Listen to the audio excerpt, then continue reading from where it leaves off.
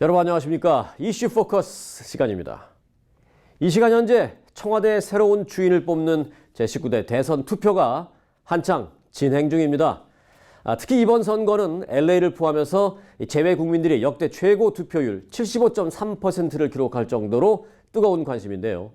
자, 몇 시간 후에 나오게 될 각 후보들의 성적표 개봉을 앞두고 현 시점에서의 관전 포인트를 알아봅니다.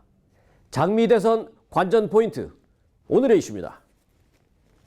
문재인이 대통령이다. 맞습니까? 까만 눈 아들도 대통령이 된다.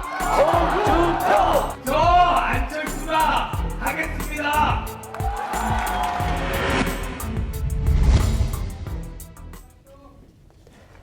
네, 김혜정 기자 함께했습니다. 안녕하십니까? 네, 안녕하십니까? 네, 이 LA를 포함한 재외동포 이 선거 투표율 역대 최고를 물론 기록했는데요. 최종적인 투표율이 80%를 넘을지 이거 관전 포인트 아니겠어요? 네, 그게 최대 관전 포인트입니다. 네. 이 지난 4일과 5일 한국에서 진행된 이 사전 투표율이 26%를 돌파하면서 이 최종 투표율에 관심이 모아지고 있는데요. 이 한국에서 최종 투표율이 80%를 넘어선 거는 한 20년 전인 1997년 15대 대통령 선거 때가 마지막이었습니다. 네. 그 다음에 17대 대선에서는 최종 투표율이 63%까지 내려갔었는데요. 그런데 이번에 이 사전 투표율이 최고치를 기록을 하면서 최종 투표율이 80%를 넘지 않을까, 그런 긍정적인 전망이 나오고 있습니다.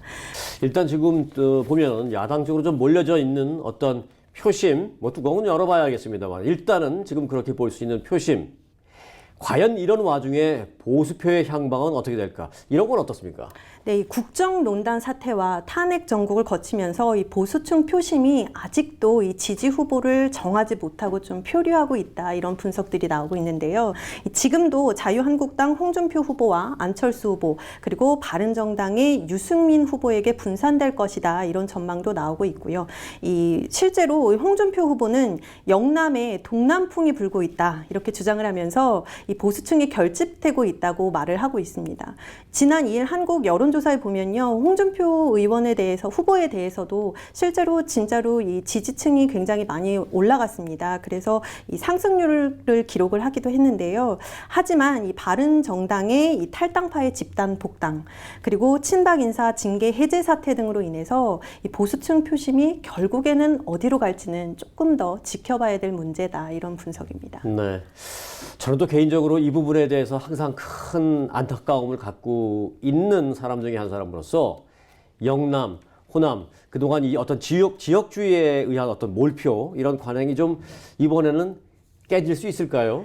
네, 이 역대 대선에서 호남은 야권 후보에게 90% 안팎을, 또 이 영남은 보수 후보에게 80% 안팎의 몰표를 주는 게 계속돼 왔었는데요. 실제로 이번에는 이런 지역 몰표 현상이 조금은 줄어들 것이다, 얕아질 것이다, 이런 그 분석이 지배적입니다. 이 야성이 강한 호남 민심은 문재인, 안철수 두 후보를 놓고 막판까지 좀 고심을 할 걸로 보이고요. 영남 보수 유권자에게는 홍준표, 또 안철수, 유승민, 이렇게 세 가지 선택지가 있기 때문에 한쪽으로 쏠리기는 그렇게 쉽지는 않아 보입니다. 그럼에도 불구하고 국민의당의 안철수 후보는요, 이 호남 민심을 얻는 자가 대권을 거머쥘 것이다, 이런 전통적인 필승 전략에 따라서 유세 기간 7차례나 호남 지역을 방문을 했지 않습니까? 네. 예, 그렇기 때문에 이게 이제 호남의 결집을 끌어내는데 얼만큼 영향력을 행사할지는 지켜봐야 되겠습니다. 네. 자, 재외선거 투표율 일단 역대 최고를 기록했습니다. 많지는 않았습니다만 그래도. 자, 그래서 우리 재외동포로서의 관심도 물론 있습니다. 한국 이 새로운 정부에서의 어떤 재외동포 정책, 이런 부분은 어떻게 될까요? 네, 사실 기억하시겠지만 재외선거가 실시되기 전에 이 대권 후보들이 한 목소리로 재외동포에 대한 지원을 좀 확대를 하겠다, 이렇게 한 목소리를 냈고 일제히 약속을 했습니다. 그래서 주요 정당 공약을 좀 보면요, 더민주는 재외동포청, 자유한국당은 재외동포처, 그리고 국민의당은 재외국민위원회를 설립하겠다, 네. 이렇게 제안을 했고요. 이 재외동포를 위한 기구를 만드는 데는 모두가 동의를 한 것 같고요. 그렇지만 다만 이 기구를 언제, 어디서, 누가 어떻게 이 운영을 할 것인가에 대해서는 조금 의견차가 있어 보입니다. 네, 동포청, 동포처, 또 재외동포위원회요? 네. 어떻게 다릅니까 이게? 네, 이 처와 청의 차이는 좀 크죠. 이 청이라고 하면 외교부 산하의 외청입니다. 그래서 현재 운영되고 있는 재외동포재단이 이 일의 정책 집행 임무까지 맡게 되는 거고요. 이 재외동포 관련 예산을 통합하게 되는 겁니다. 다만 이 자체적인 의결권은 없습니다.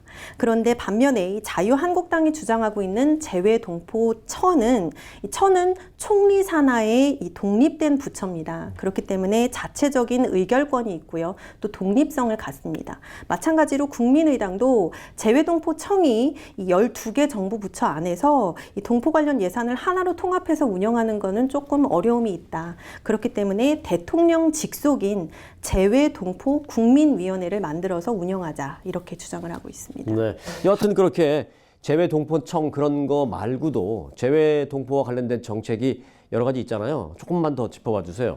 네, 이 올해 대선의 경우에는 역대 재외선거 사상 최다인 29만 4천여 명이 참여를 했죠. 그렇기 때문에 이 재외동포 유권자들을 이 대선 후보들이 무시할 수 없기 때문에 관련 정책들을 쏟아냈는데요. 이거 외에도 이 참정권, 복수국적 확대 이런 안들이 제안이 됐습니다. 문재인 후보 같은 경우에는 재외 국민들을 대상으로 한 뭐 테러나 범죄 예방을 위한 시스템을 마련하자 이런 데에 좀 중점을 뒀다면 안철수 후보 같은 경우에는 현행 65살의 복수국적자 대상자를 55살, 45살로 좀 낮추자.